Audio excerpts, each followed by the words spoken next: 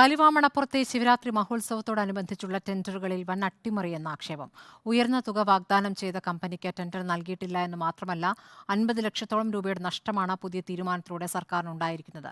ചരിത്രത്തിലെ ഏറ്റവും വലിയ ടെൻഡർ തുക വാഗ്ദാനം ചെയ്ത കമ്പനിയെ സാങ്കേതിക കാരണം പറഞ്ഞ് ആലുവ നഗരസഭ ഒഴിവാക്കുകയായിരുന്നു.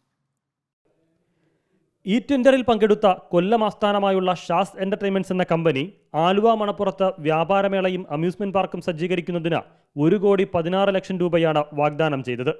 കഴിഞ്ഞ വർഷം വെറും 67 ലക്ഷം രൂപ മാത്രമാണ് ഈ ഇനത്തിൽ നഗരസഭയ്ക്ക് ലഭിച്ചത്. അന്ന് ലേലം പിടിച്ച അതേ കമ്പനി ഇത്തവണ വാഗ്ദാനം ചെയ്തത് വെറും 45 ലക്ഷം രൂപ. ഇതോടെ ഉയർന്ന തുക വാഗ്ദാനം ചെയ്ത ഷാ എന്റർടൈൻമെന്റ്സിന് ടെൻഡർ ലഭിച്ചു. ഘട്ടം ഘട്ടമായി കമ്പനി ടെൻഡർ തുക അടയ്ക്കുകയും ചെയ്തു.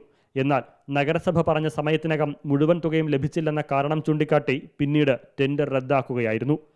ടെൻഡർ തുകയുടെ പകുതിയോളം കമ്പനി അടയ്ക്കുകയും ബാക്കി തുകയ്ക്ക് ചെക്ക് സ്വീകരിക്കുകയും ചെയ്ത ശേഷമാണ് ആലുവ നഗരസഭയുടെ വിചിത്ര നടപടി. നമ്മുടെ ഈ 51 ലക്ഷം രൂപ അക്കൗണ്ടിൽ കയറിയതിന് ശേഷം 2-ാം തീയതി വരെ സമയം തന്നതാണ്. ആ 2-ാം തീയതി തന്നെ ഞങ്ങൾ ഒരു 40 ലക്ഷത്തിൻ്റെ ഒരു 25 ലക്ഷത്തിൻ്റെ ചെക്ക് അവിടെ സബ്മിറ്റ് ചെയ്തിരുന്നു. ഈ ചെക്ക് 2-ാം തീയതി 3-ാം തീയതി ഉച്ചവരെയും ഇവർ ചവിട്ടി വെച്ചേക്കുമായിരുന്നു. കളക്ഷന് പോയിട്ടില്ലായിരുന്നു. കളക്ഷന് പോകാതെ അവരുടെ അക്കൗണ്ടിൽ പൈസ വന്നില്ല എന്ന് ഇവരെങ്ങനെ പറയും? 5-ാം തീയതി ഫുൾ എമൗണ്ട് ക്രെഡിറ്റായി. ഈ 3-ാം തീയതി ഇവർ ഈ മെയിൽ അയക്കുന്നതിന് മുമ്പ് തന്നെ ഇവരുടെ അക്കൗണ്ടിൽ 51 ലക്ഷം രൂപ കിടപ്പുണ്ടായി.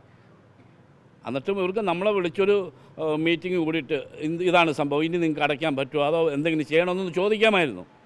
ഇതൊന്നും ചോദിക്കാതെ ഇവർ മുൻകൂട്ടി പ്ലാൻ ചെയ്ത പോലെ വേറെ ആരൊക്കെയോ വിളിച്ചു വരുത്തുന്നു, വേറെ എന്തൊക്കെയോ സംതിങ് കാര്യങ്ങൾ നടന്നുകൊണ്ടിരിക്കുന്നു. 1,16 ലക്ഷം രൂപ വാഗ്ദാനം ചെയ്ത കമ്പനിയെ സാങ്കേതികത്വം പറഞ്ഞൊഴിവാക്കിയ നഗരസഭ വെറും 77 ലക്ഷം രൂപയ്ക്കാണ് പുതിയ കരാർ നൽകിയത്. അതും ടെൻഡർ നടപടികളിൽ പങ്കെടുത്ത് 45 ലക്ഷം രൂപ മാത്രം വാഗ്ദാനം ചെയ്ത കമ്പനിക്ക്.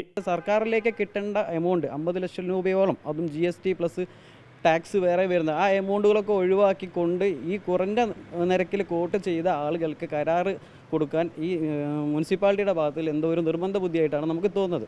മുൻ വർഷങ്ങളിൽ ടെൻഡർ ഏറ്റെടുത്ത ബാംഗ്ലൂർ ആസ്ഥാനമായുള്ള ഫൺവേൾഡ് എന്ന കമ്പനിക്കാണ് പുതിയ ടെൻഡർ നൽകിയിരിക്കുന്നത്. ശിവരാത്രി മഹോത്സവത്തിന് 1 മാസം ശേഷിക്കെ നഗരസഭയുടെ ധൃതി പിടിച്ചുള്ള നീക്കത്തിൽ സംശയങ്ങളേറെയാണ്. ഇവിടെയുള്ള ഈ പുല്ലുകളെല്ലാം JCB വെച്ചിട്ട് ഒരു 11 ലക്ഷത്തോളം അതിന് വേണ്ടിയിട്ട് അദ്ദേഹം മുടക്കിയിട്ടാണ് ഇത് ചെയ്തിരിക്കുന്നത്. ഈ കാര്യങ്ങൾ ഇതെല്ലാം ചെയ്തതിന് ശേഷം അവർക്കൊരു കാര്യങ്ങൾ നടത്താൻ പറ്റിയിട്ടില്ല. വർഷങ്ങളായിട്ട് ഈ ഫൺവേൾഡ് എന്ന് പറഞ്ഞ ഗ്രൂപ്പിന് തന്നെ കൊടുക്കുന്നതാ, വേറെ ടെൻഡർ ഒന്നും വെക്കാണ്ട്. വിഷയത്തിൽ നഗരസഭയുടെ പ്രതികരണം തേടിയെങ്കിലും ക്യാമറയ്ക്ക് മുന്നിൽ കാര്യങ്ങൾ വിശദീകരിക്കാൻ അധികൃതർ തയ്യാറായില്ല. ടെൻഡർ ലഭിച്ച കമ്പനി വ്യവസ്ഥകൾ ലംഘിച്ചതുകൊണ്ടാണ് കരാർ റദ്ദാക്കിയതെന്ന് ചൂണ്ടിക്കാട്ടിയ ചെയർമാൻ വിവാദമുണ്ടാക്കരുതെന്നും അഭ്യർത്ഥിച്ചു. വിഷയം നാളെ ഹൈക്കോടതി പരിഗണിക്കും. Reporter Al Ameen Thottumukku, in reporter, Kochi.